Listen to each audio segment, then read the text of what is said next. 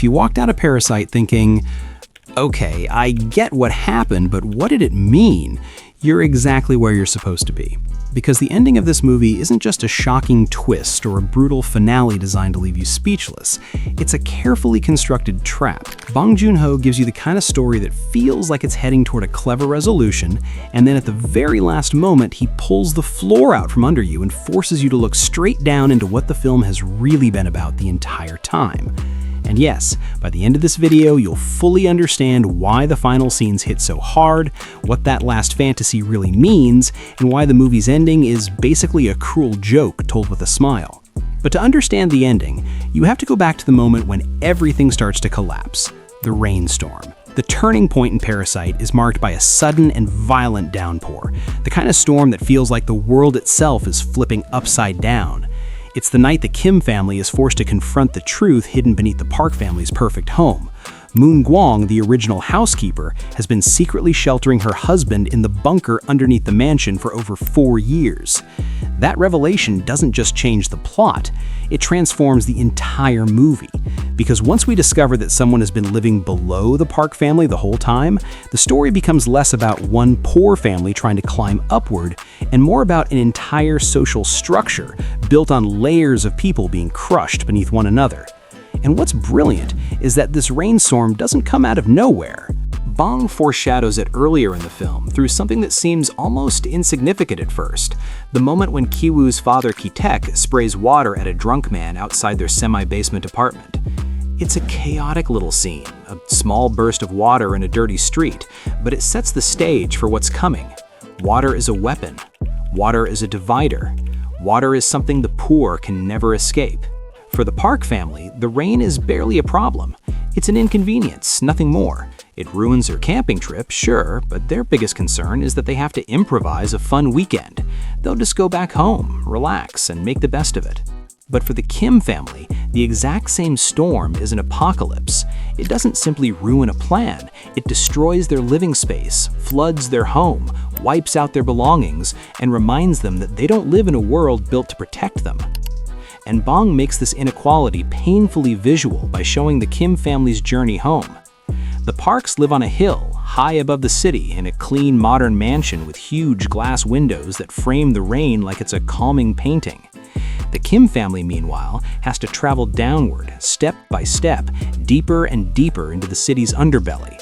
The rain follows them the entire way, like gravity itself is dragging them toward their fate. The lower they go, the dirtier it gets. The streets get narrower, the stairs keep descending, and you start to realize that the flood is inevitable. There is nowhere for the water to go except down. The Kim family walks everywhere. They eat leftovers. They fold pizza boxes for pennies. They don't waste. They don't consume at the level the Parks do. But when disaster strikes, they're the ones drowning in sewage. And Bong doesn't let you miss the irony. The morning after the flood, Ki-taek is driving Mrs. Park around as she happily talks on the phone about how wonderful the storm was. She calls it a blessing because it cleared the air pollution and brought a bright blue sky. She laughs about trading their camping trip for a garden party. She speaks like nature personally did her a favor. Meanwhile, Ki-taek sits behind the wheel, barely able to hide the rage boiling inside him, because only hours earlier he was wading through filth trying to salvage his family's ruined life. That disconnect is where the tension starts to crack open. And it all builds toward the birthday party, which becomes the stage for the film's most violent and devastating climax.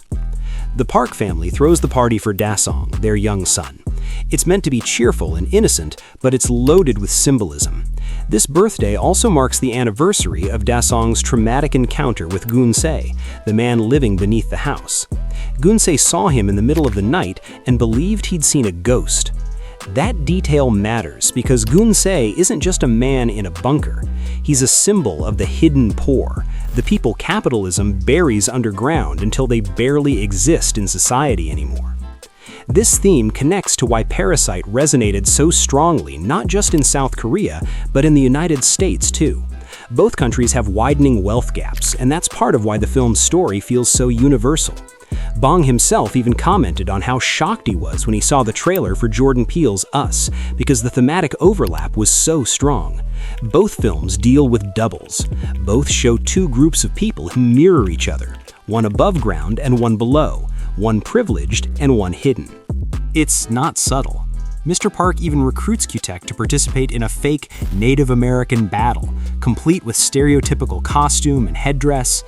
And the camera lingers on Q-Tech's face as he plays along, because you can see something shifting. The resentment is no longer quiet.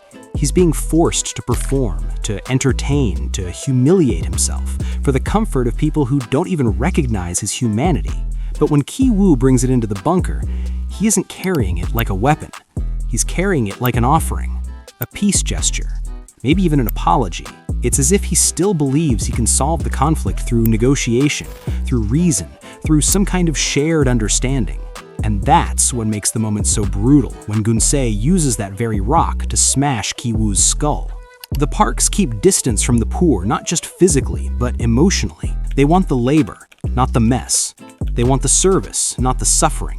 And the best example of this is Gunsei's daily routine of smashing his head against the wall to activate the basement lights for Mr. Park.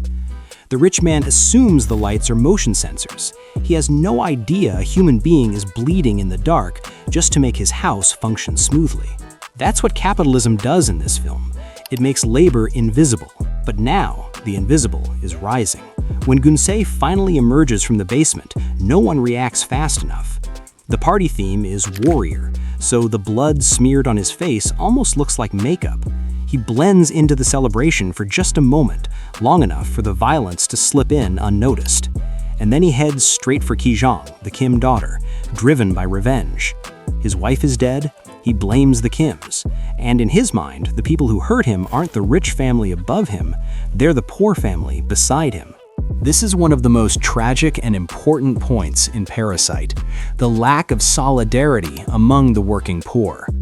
Bong explored this theme before in Mother, where he also showed how the poor often end up fighting among themselves. And in Parasite, he makes it clear that Moon Gwang and her husband have far more in common with the Kim family than differences. But even when that reality becomes obvious, they refuse to acknowledge it. Chung-suk, the Kim mother, won't admit she's the same kind of desperate as Moon Gwang. When Moon Gwang begs for cooperation, insisting they're both needy, Chung-suk rejects it. She refuses to identify as the same.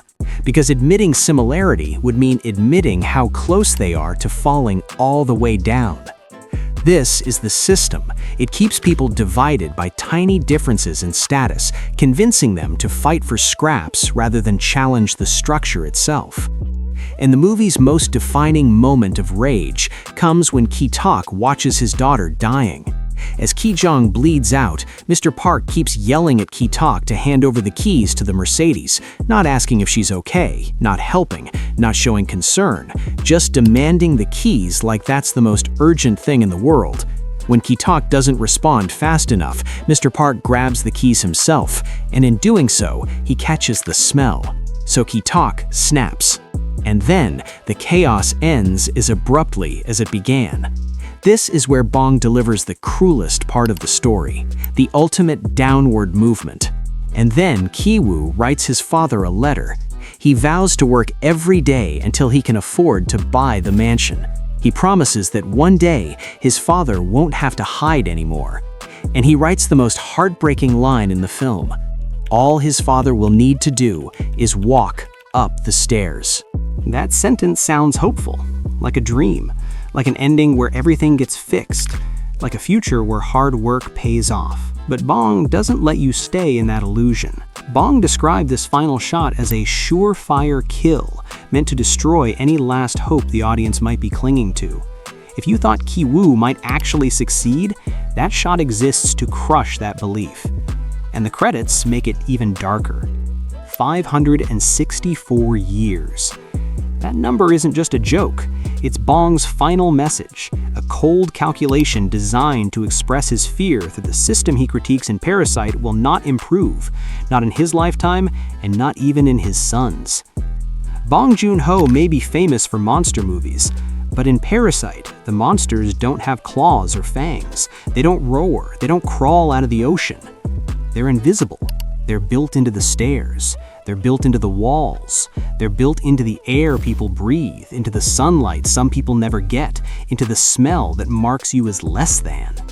And by the time the film ends, you realize the cruelest twist of all isn't the murder or the blood or the bunker. It's the fact that the world of Parasite isn't fiction. It's just reality, filmed like a nightmare.